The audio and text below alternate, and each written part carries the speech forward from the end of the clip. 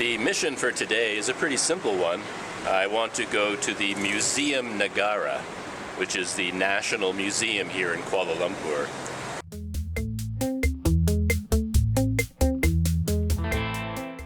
You might have noticed that I'm standing in a very special spot.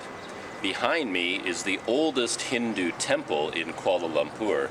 That probably makes it the oldest Hindu temple in Malaysia, but I'm not sure about that. And this is also the spot where the Thai Pusam procession begins. The chariot carrying the statue of Lord Murugan with all the devotees begins here, and that starts the three-day festival. This area is Chinatown, by the way, and my hostel is just around the corner from this Hindu temple. This part of Kuala Lumpur is very popular with tourists. You've got Chinatown for them to visit.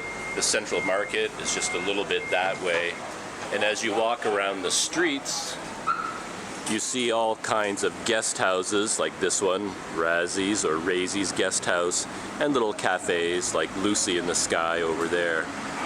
And the streets in Chinatown market area are filled with street-side restaurants where you can get good Chinese food at night. I'll hopefully head there one night and catch a little bit of that on video. Chinatown, by the way, is a pretty good place for the low-budget traveler to base himself. As I said, there are lots of cheaper hotels and hostels in this area, and it's right beside the Pasar Seni MRT station, which is right behind me here.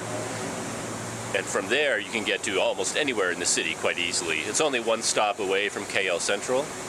And recently, a brand new MRT line opened up that also has a station here that's connected. So it's all one Pasar Seni station or one LRT line and this much bigger MRT line. I did a bit of reading about that the other day, and an LRT stands for Light Rapid Transit. MRT stands for Mass Rapid Transit, and the mass means that the trains are quite a bit larger and the stations are larger to handle bigger capacities. I bring all that up because I'm going to be taking the MRT one stop to the Muzium Negara stop to go to this museum. Since it's only one stop away, you'd think someone like me, the cycling Canadian, would ride my bike there or walk there. And when I first came to Kuala Lumpur in the past, I did try to do that. I rode my bike and I walked everywhere. But as much as I love this city and I love Kuala Lumpur, it is not designed for cycling and it is not designed for walking.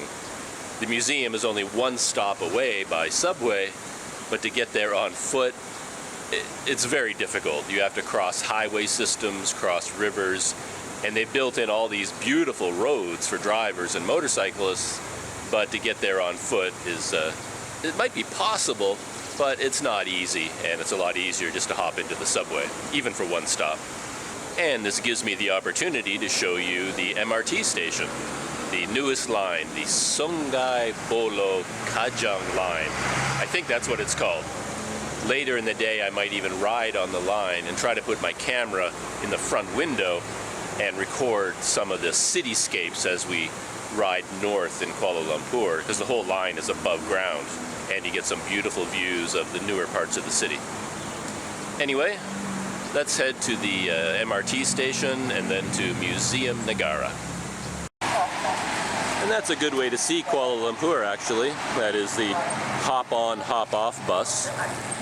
Big cities that have a lot of tourism tend to have one of these hop-on, hop-off buses, and it'll take you to all the main sites in Kuala Lumpur for a pretty reasonable price. I've never ridden on it. Now that I'm something of a vlogger, who knows, maybe I'll try it. It ought to be fun to do. Something I've noticed is that the newer the subway line, the deeper it has to go to get underneath pre-existing lines and all the other city construction. So as we go down into this subway station, we're going to go down a long ways. This is just the first step of the escalator. I think we have at least one more, maybe two more.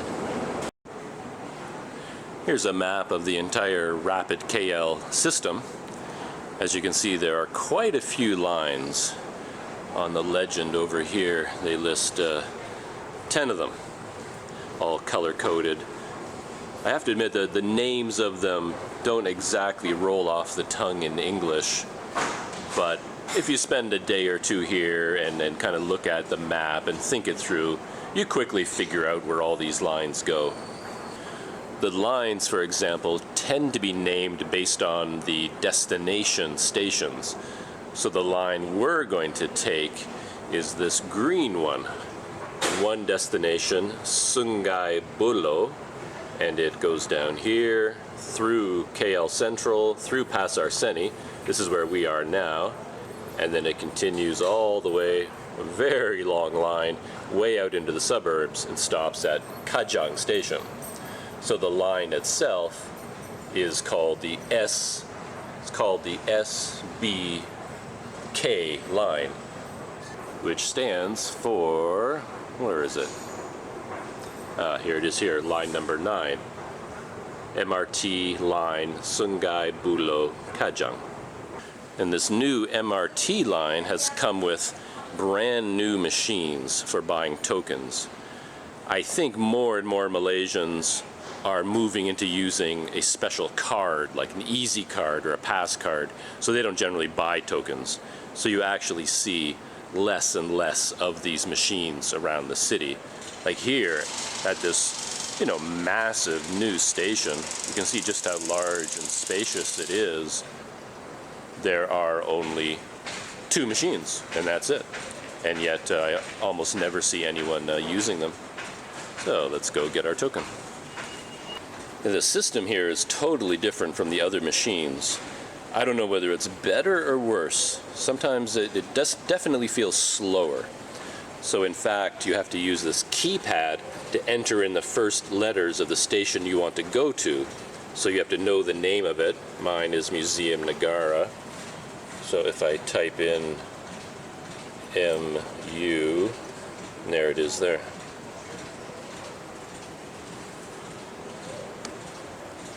Oh, there it is. I have my token I got from the machine, and I got a nice map from the counter. And I always like to get one of these, fold it up, put it in my pocket, so I never get lost. Even the turnstiles are kind of a new system. There we go. And you have to pay attention to the lettering, because as I said, there are 2 stations here. There's Pasar Seni LRT, which is over there, up those escalators, over there. And where we want to go is the Pasar Seni MRT, which is down here. So it has the same name, same station name, but one is an LRT system and the other is part of the MRT system. And that's where we're going, MRT.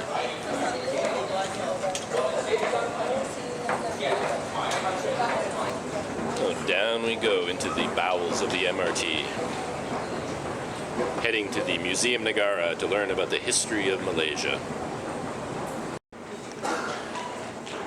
Yeah, it's quite a convenient system down on the platforms as well. You get down here and there are 2 platforms right opposite each other. This train going in one direction and this train going in the other. And you just have to take a look at this map and make sure you're getting in the right one. So here we are at Pasar Seni, and I want to go to Muzium Negara. So I know that this train on my right is the one that I want to take.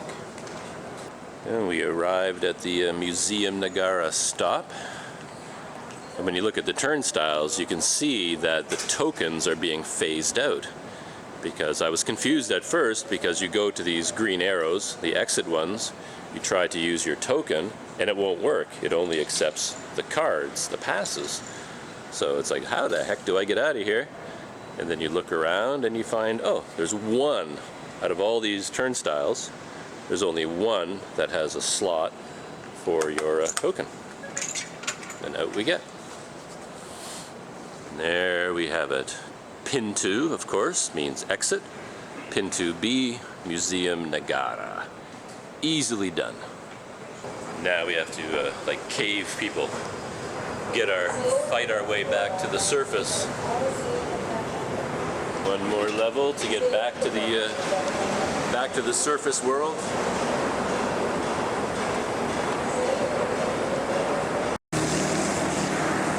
As a visitor to Kuala Lumpur, you're absolutely spoiled because the second you step out of the MRT station, there's this beautiful neighborhood map right here. Tell you where to go to get to the Muzium Negara. And to be honest, don't even need it because the museum is sitting right there.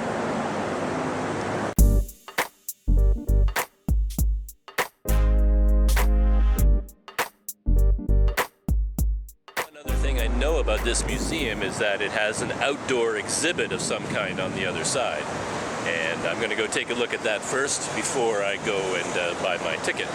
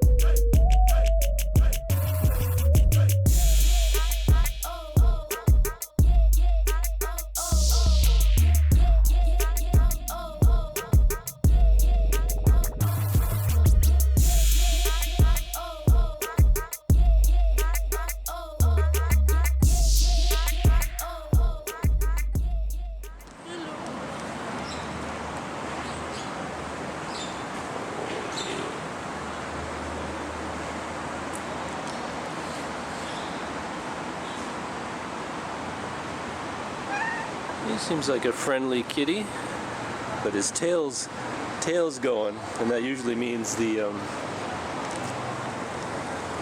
I find when a cat is friendly like that, but its tail is still moving, it usually means all that affection is suddenly going to turn into this big grab and a bite, you know. We'll see what happens. I might lose a hand here. Hey, kitty. Kitty, kitty, kitty, kitty, kitty, kitty, kitty, kitty. Don't bite me, kitty. Don't bite me. No, no, no, no, no. Don't bite. Don't bite. You can see it. You can see him getting ready to bite.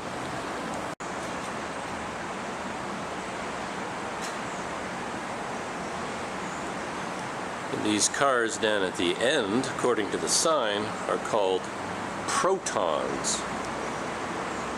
A proton saga car. And I guess they were made here in Malaysia. I don't know if they're still made. That looks like a modern car over there. I think this is the maybe the first one that was made. And this is the Proton Suprema.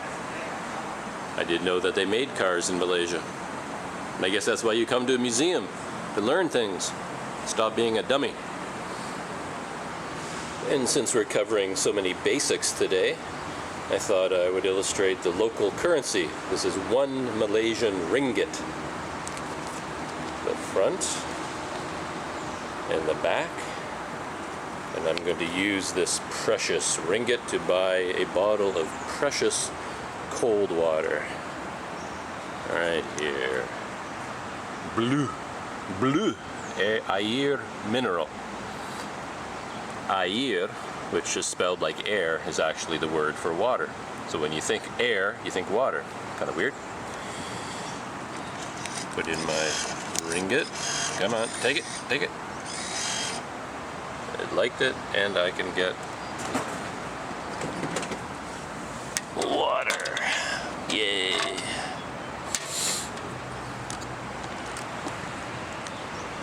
It's a weird thing. Lately, I just haven't been able to drink if the water is like hot. And everything here is hot. So like room temperature water here is actually like tea. It's so hot. And I try to drink it and my throat just closes up. I can't get it down. And I think I'm not thirsty. But then when I get a bottle of cold water, it just goes straight down. So just to prove I'm not lying about this cold water thing,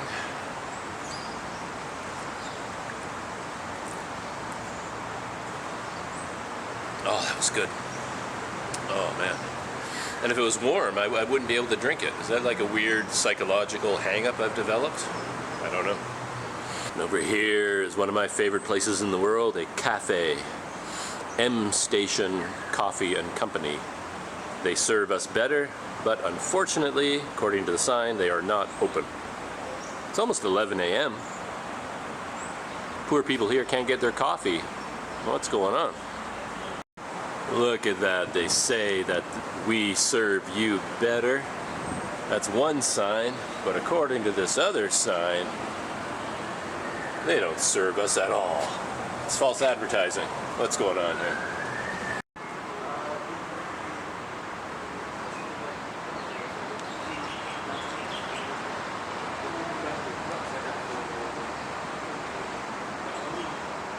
A couple of days ago when I arrived in Kuala Lumpur and I was at the airport, I made the comment that in the immigration area there were tons of children running around and coughing. And I worried that, as always happens to me, I was going to catch a cold in the airport. And sure enough, I woke up with a terrible cold.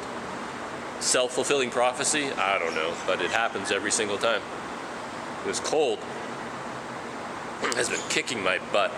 I haven't gotten any sleep, but I think it's slowly working its way out of my system. But yeah, that's a horrible thing about flights. You get tired, your immune system drops, you're suddenly thrust in a room or in a building with thousands of other people, cold viruses in the air. I get sick every time, every single time. I don't know what the history of this is, what it has to do with Malaysia, but it is super cool. Check that out. I can't even remember if ever I've ever ridden in a small plane like this. The smallest was probably years ago in the Philippines, and I remember we flew directly into a storm. But yeah, it was a lot of fun. Let's see what the cockpit is looking like in here. Wow, that's old school.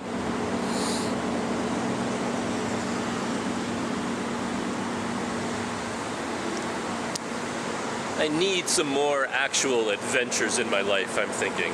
I don't do enough. Like, go snowboarding, go skiing, go hang gliding, flying in small planes, surfing, all this kind of stuff. I kind of wander around a lot and look at things. I'm observing all the time. I used to observe by taking pictures, writing in my journal.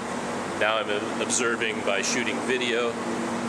But I'm starting to think I'm doing too much observing with life. Maybe it's time to get a bit more active. One problem with being active, though, is it often costs a lot of money. To go flying in a plane costs a fortune. To look at a plane doesn't cost anything. So, that's life. Something I've noticed over the last month or so, or maybe 2 months since I went to Bangladesh and started vlogging, the vlogging process, whatever it means or whatever it leads to, it's actually made me a much happier person. And it's made my life a lot better. Made me a lot friendlier too when I meet other people. I'm just more open to everything around me. Whereas when I was doing photography, I was more closed off. So yeah, shooting video is doing some really positive things in my life. I like that. I don't want to catch. I want this. I want this cold to go away. Okay, time to go buy my ticket and go inside the main museum itself.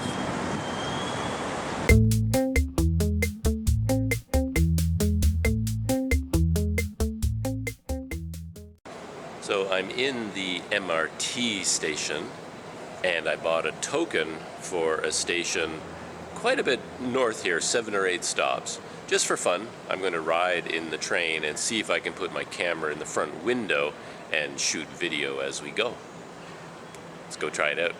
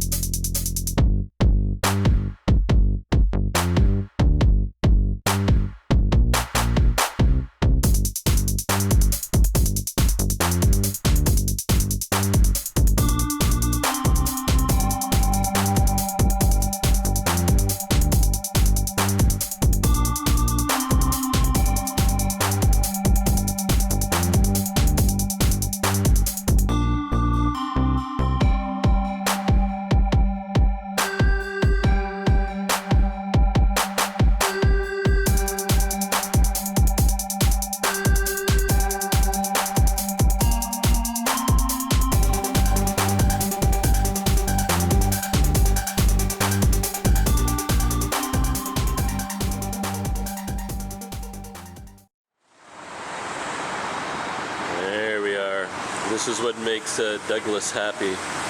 Vanilla Coke. I haven't had one of these for a long time. Big Vanilla Coke smile.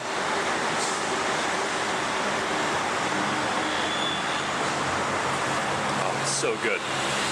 I don't know what it is. I just love these things.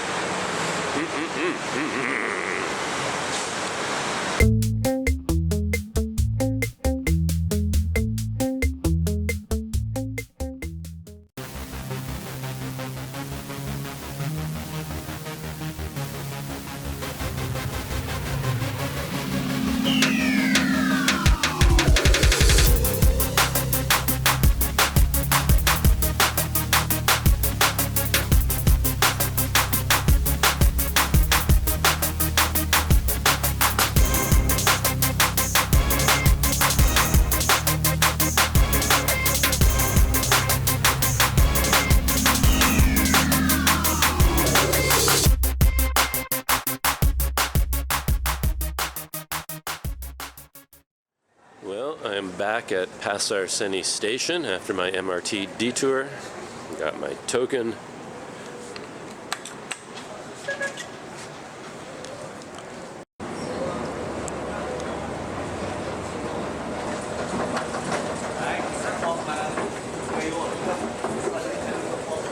So, arriving at the top of the escalator, and I will end the video there, and I will see you in the next one. The bonus question for the last video was about cars. What is the name of the first car company in Malaysia? Was it A. Geely, B. Proton, C. Rocket, or D. Sandar? The answer is B. Proton. Proton was founded in 1983 as part of the National Car Project. The first car they made was a collaboration with Mitsubishi. It was released in 1985 and was called the Proton Saga. The very first Proton Saga to roll off the assembly line is on display at the Muzium Negara here in Kuala Lumpur. The bonus question for this video is about subways. In this video, I ride on the Sungai Buloh-Kajang MRT line. It is the newest subway line in Kuala Lumpur and went into full service in July of 2017. My question is about the drivers.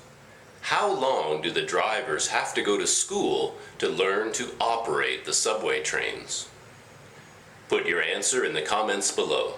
Answer at the end of the next video.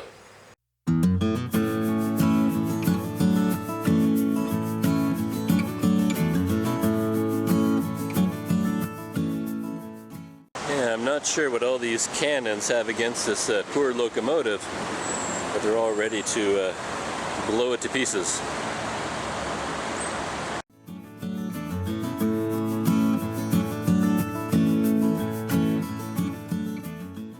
My travel tip for this video is to take advantage of the modern water purification and filtration systems that you find all over Asia now.